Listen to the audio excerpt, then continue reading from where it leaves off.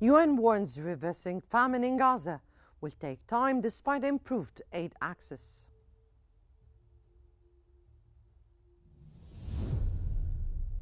Israeli airstrike in southern Lebanon kills one, injures others.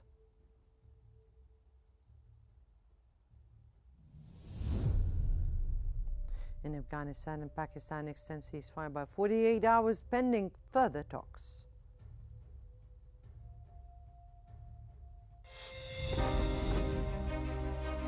And then, of course, we have the host tonight, and I just want to thank you very much. It was a reason we chose Egypt, because you were very helpful, and very, very helpful. Everybody wanted to have this, but we really thought it was appropriate, and you are a great leader.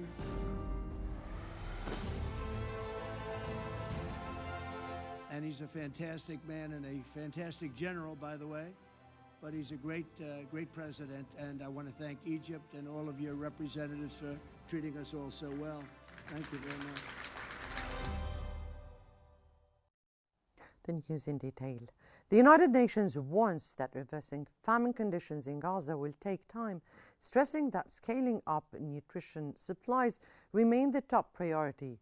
UN Food Programme spokeswoman Abir Atifa said aid agencies are focusing on reaching malnourished children and vulnerable families. She noted that while ceasefire access has improved aid delivery, the scale of destruction and food insecurity in Gaza remains catastrophic. Gaza Civil Defense announced that 10 people were killed in an Israeli attack targeting a vehicle east of Al Zaytun neighborhood in Gaza City. The Civil Defense stated that the occupation forces targeted the vehicle with artillery shelling in the eastern port of Al Zaytun.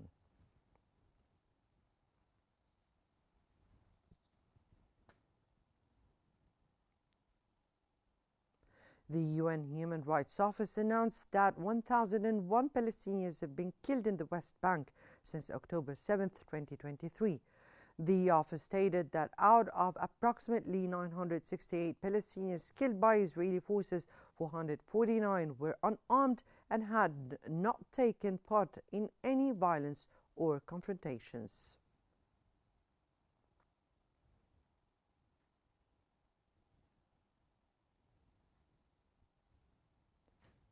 U.S. Middle East envoy Steve Witkoff said he is confident all remains of detainees from Gaza will be returned and urged a transition that prioritizes jobs, education, and strict disarmament. Witkoff told reporters the transitional phase in Gaza must include support for employment and the education sector to stabilize daily life. He also insisted on the decisive disarmament of armed groups and said they must have no future role in Gaza's governance. The envoy framed these steps as essential to securing a durable ceasefire and enabling humanitarian and reconstruction efforts across the enclave.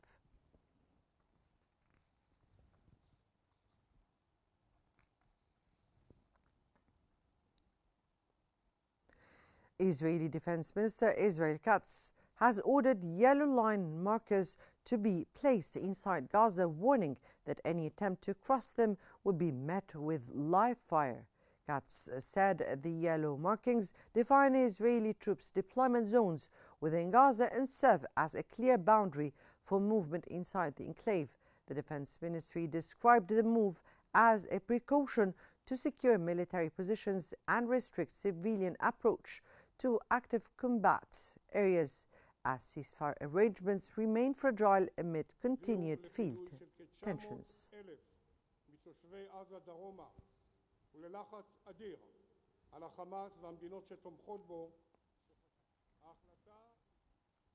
Israeli Foreign Minister Gideon Sa'ar said Israel remains committed to U.S. President Donald Trump's Gaza ceasefire plan, while accusing Hamas of breaching the agreement by retaining the remains of 19 Israeli detainees. Sa'ar affirmed Israel's adherence to the Trump-brokered ceasefire, but alleged that Hamas continues to violate the terms by holding on to the bodies of 19 Israeli detainees. He warned that such actions undermine ongoing efforts to stabilize the situation and hinder progress on humanitarian arrangements under the ceasefire framework.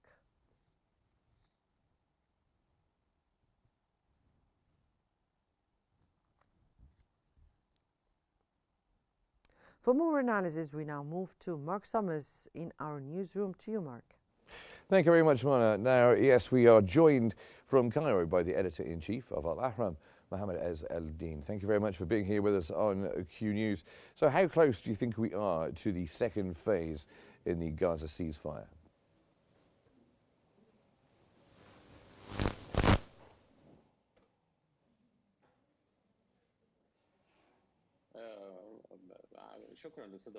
Thank you for hosting me in Q News. Effectively, on reality, we started the second phase, but releasing Palestinian detainees and extracting the bodies of Israeli detainees under the rubble needs time. Therefore, we are seeing some tension in completing the second phase or starting it completely. Add to this that Israel, of course, has a stalling nature, and they attempt to avoid withdrawing completely from Gaza and hindering reconstruction and talking about things that may leave them on ground, which is expected from the beginning. Therefore, with solving these issues related to returning the remains of Israelis' bodies, in addition to Rafah crossings that Israel's troops refuse opening it for delivery aid access, and only opens it conditionally after coordination and constantly allowing delivery aid through Karam Abu Salim and Egyptian Rafah crossing. In addition to mechanisms and some substances preventing some substances that urgently needed in aid and reducing the oil intentionally. Egypt is working strongly with mediators, Qatari mediators, and with negotiations with Turkish, with U.S. administration support to help solving any issues arised by Israel on occupied Palestinian territory. Effectively, phases have to be completed in a way that is not hindering the delivery aid access and starting the reconstruction to prepare for negotiations aiming at political solutions and two-state solutions inside the occupied territories. Now, of course, there's been some tense moments through the week. Do you believe the ceasefire agreement is going to hold?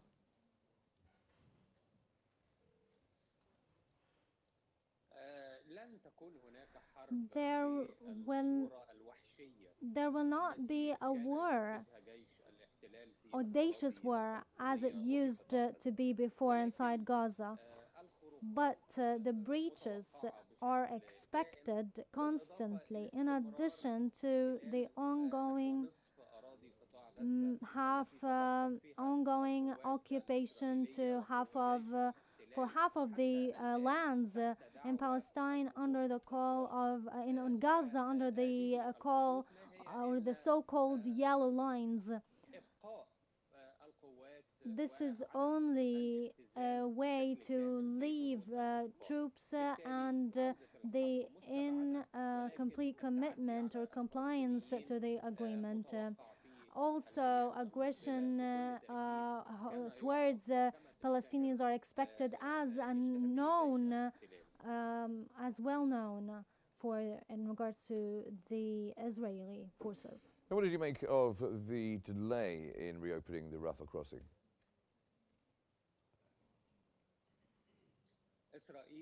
Israel knows that delivery aid access through Egyptian Rafah crossing towards Palestinian Rafah crossing will help greatly to indirectly and swiftly allow delivery aid delivery. Therefore, they intend to hinder this process and insists on the way it is entering by it right now by Karam Abu Salim and Auda crossing. This is Israeli stubbornness in not allowing swift and quick and easy entrance of aid, and also an attempt to keep the crossing under control by them. Although the agreement stipulates the aid delivery and with no conditions, in coordination with the Palestinian administration and some international presence to ensure the compliance by Israel. Thank you very much indeed for joining us, Mohammed Ezzaldine, joining us from Cairo, the editor-in-chief of Al-Ahram. Thank you very much indeed. We'll go back to you in the studio now, Mona. Well, thank you so much, Mark, for the analysis. And coming up next, strikes condemnation and calls for diplomacy as Lebanon faces a new wave of cross-border escalation by Israel.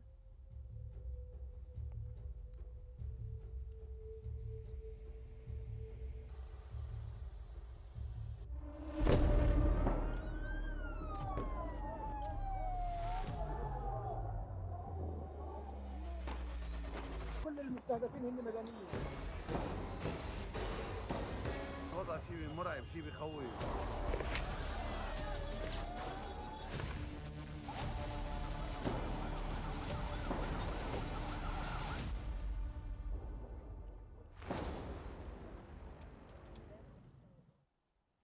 Lebanon's health ministry says Israeli strikes in the country's south killed one person and wounded 7 as responders battled a massive blaze in the village of Ansar. The Israeli military said the strikes targeted Hezbollah positions, while Lebanese President Joseph Aoun condemned them as attacks on civilian facilities and a violation of the ceasefire agreed last year. Firefighters worked through the night to contain the flames as smoke billowed over southern Lebanon.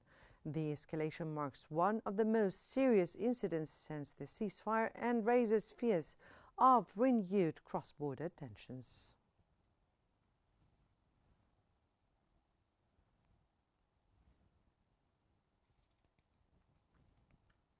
The Lebanese news agency reported the killing of a Lebanese man and injury of others in an Israeli strike targeting a vehicle in Bint Jbeil, southern Lebanon. The official Lebanese agency stated that an Israeli drone carried out a strike with a guided missile targeting a car in the Tabla area of Khirbet Silm town in the Bint Jbeil district.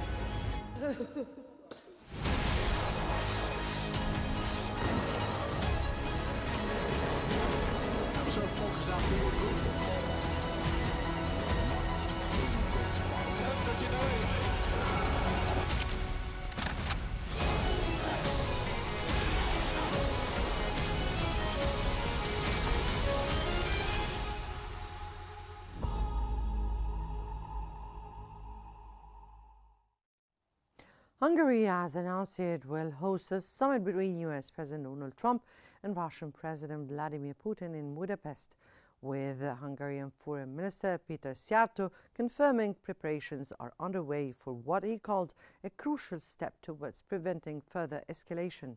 Szijjártó said Hungary, as a sovereign nation, will receive both presidents with respect, ensuring safe and secure conditions for the high-level talks.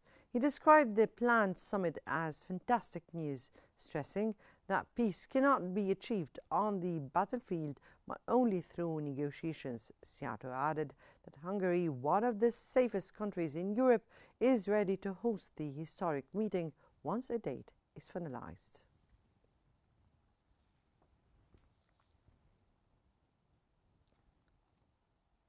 The European Commission says it welcomes the prospect of a meeting in Budapest between US President Donald Trump and Russian President Vladimir Putin if it contributes to ending the war in Ukraine. A spokesperson said the Commission supports any diplomatic initiative that could bring a just and lasting peace, provided it respects Ukraine's sovereignty and territorial integrity. The comment comes as Hungary prepares to host the proposed US-Russia summit, with European allies watching developments closely.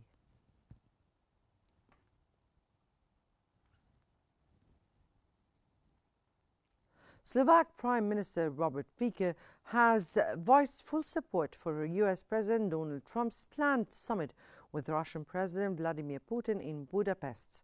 Speaking alongside Ukrainian officials, including Deputy Prime Minister Lolya Zviridenko, Fico said Slovakia fully backs dialogue aimed at ending the Ukraine war.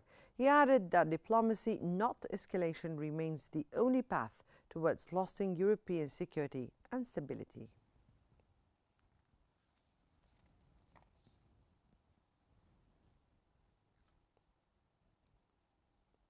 Speaking of the United States, the US government shutdown continues after the Senate failed for the 10th time to pass a funding bill, deepening the political deadlock between Democrats and Republicans.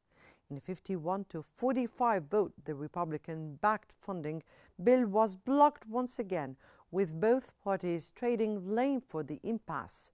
Senate Republican leader John Thune said the Democrats rejected an opportunity to end the shutdown, while Democratic leader Chuck Schumer accused Republicans of refusing to negotiate. With no compromise in sight, the shutdown remains in effect, impacting federal services and raising concern over prolonged economic and administrative disruption across the United States.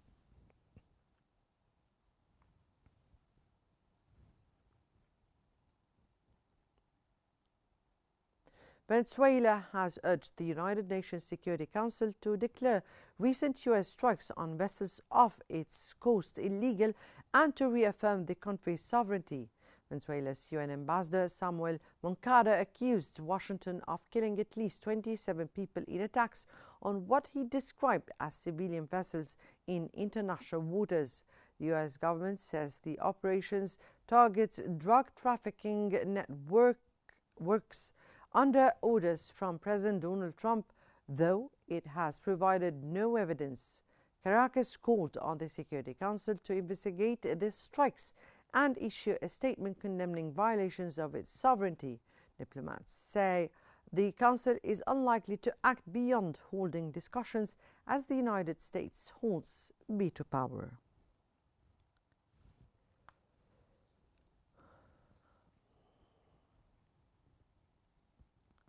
Colombian President Gustavo Petro has warned of a possible U.S. invasion of Venezuela following a series of deadly American naval strikes on vessels off its coast. Petro said the situation must be addressed through the United Nations, calling it an open issue with serious regional consequences. At least 27 people have been killed in the U.S. attacks, which Washington claims targeted drug trafficking boats. U.S. President Donald Trump confirmed that he had authorized covert CIA operations against Venezuela and is considering further strikes on alleged drug cartel sites inside the country, escalating tensions across South America.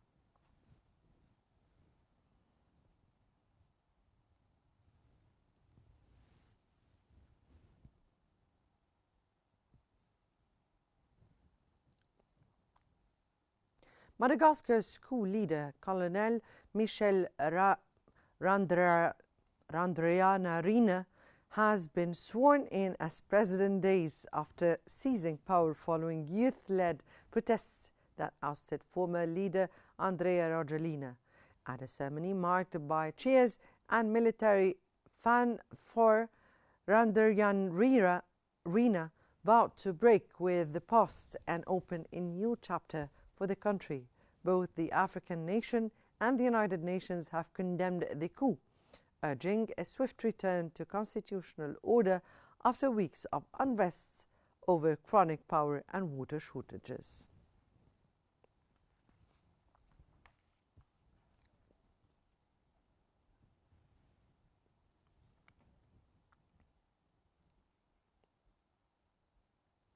Dozens of people were injured at the end of the state funeral for Kenyan opposition leader Raila Odinga, as crowds rushed to view his body at Nairobi's Nyayo Stadium. The incident occurred shortly after the ceremony concluded, when mourners surged towards the casket. Security forces moved in to restore order as ambulances transported the injured for treatment. Odinga's funeral drew thousands, marking the end of a political era in Kenya.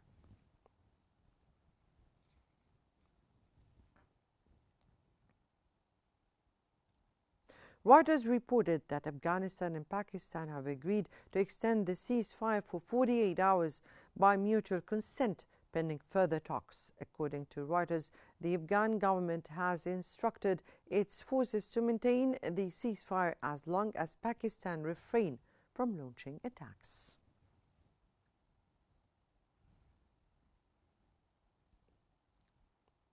Pakistan's foreign ministry has rejected responsibility for the recent border clashes with Afghanistan, accusing the Taliban of trying to divert attention from terrorist activity inside its territory. The remarks came as a temporary ceasefire between the two sides approached its expiry on Friday evening. Dozens of soldiers have been killed since fighting erupted nearly a week ago, with explosions reported even in Kabul. Islamabad said it is reviewing the situation but did not confirm whether the truce would be extended.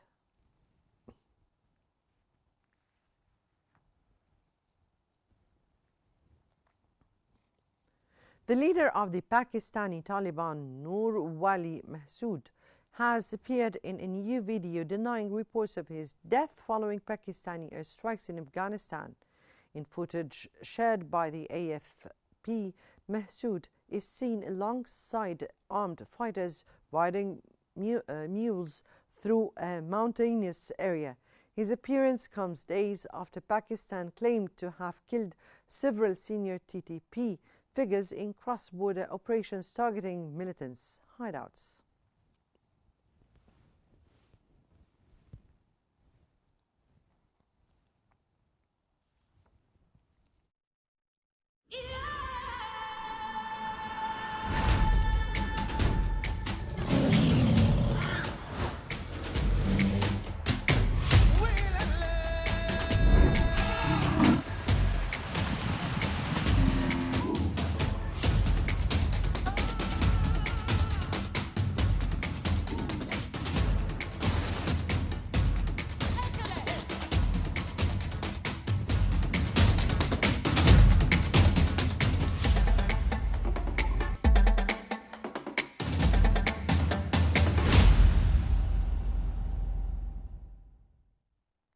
French Foreign Minister Jean-Noël Barrot met with his Nigerian counterpart Youssef Togaroun to discuss strengthening bilateral relations during his three-day visit to Nigeria.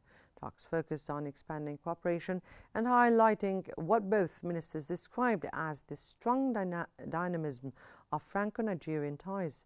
Addressing the crisis in Madagascar, Barrow said the mobilization of the country's youth must be fully heard to achieve a lasting and peaceful solution.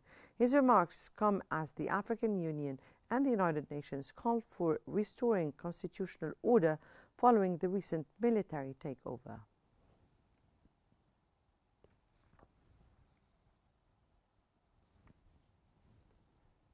Senegal has presented an official report to President Bassirou Diomaye Faye on the 1944 massacre of African World War II soldiers by French forces near Dakar. The report investigates the killings at the Thiaroye military camp, where African troops who fought for France protested over unpaid wages after returning from Europe. Dozens were shot dead by French soldiers in what has long been regarded as a defining tragedy in Senegal's colonial history. The findings are expected to guide future cooperation with France on historical accountability and remembrance efforts.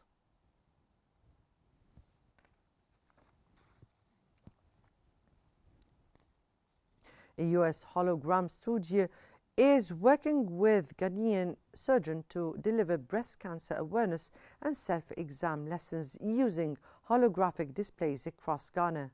The partnership between U.S. firm Gemini and Ghana's Breast Cancer International uses holograms to teach women about early breast cancer detection and self-exams. First shown during Breast Cancer Awareness Month, the 3D projection featured Dr. Beatrice Riafa Adai addressing mice and promoting early intervention. A pilot program plans 50 portable hologram units aiming to cut Ghana's high late-stage cancer rates through awareness and education.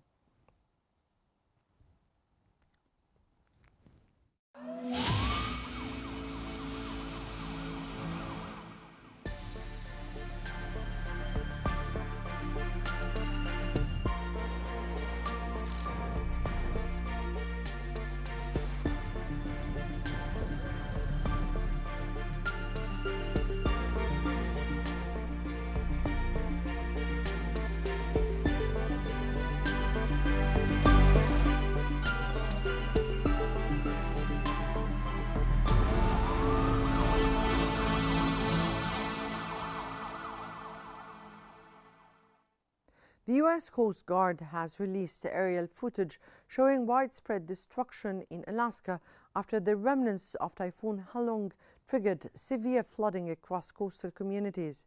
The Alaska Air National Guard evacuated about 300 residents from low-lying areas after the storm battered western Alaska last weekend. State troopers said homes in the several towns were pushed off their foundations by powerful winds and surging waters. Typhoon Halong first struck south of Japan before moving across the Pacific and transforming into an extratropical cyclone that slammed into Alaska's western coast, leaving widespread damage and displacement in its wake.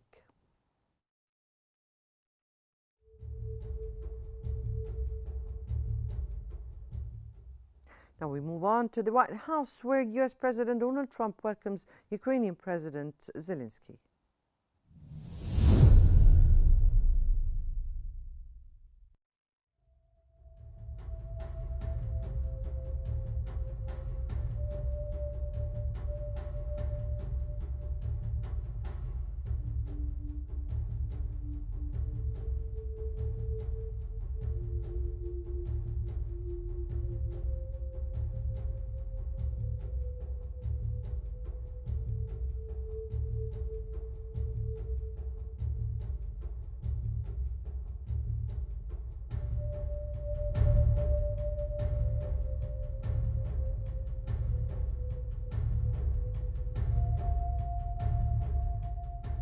That was U.S. President Trump receiving Ukrainian President Zelensky at the White House in a meeting that is very much closely watched by Europe, Russia, and many other parties.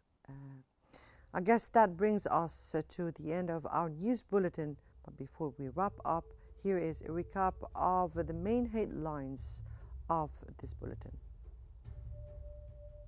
UN warns reversing famine in Gaza will take time despite improved aid access.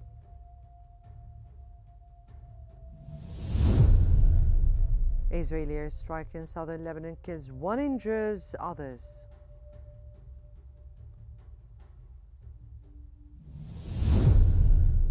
And Afghanistan and Pakistan extend ceasefire by 48 hours pending further talks.